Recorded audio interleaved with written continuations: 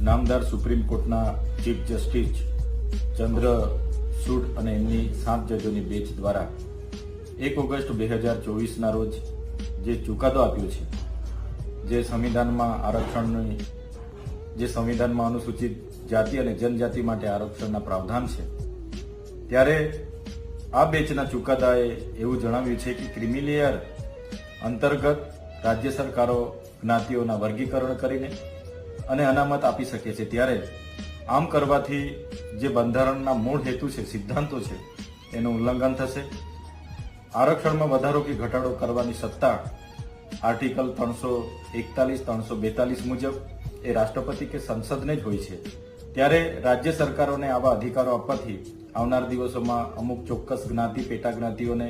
પોતાના તરફ લેવા માટે અમુક વૈમનસ્ય ઊભું કરવામાં આવશે, જેના લીધે વર્ગ વિગ્રહ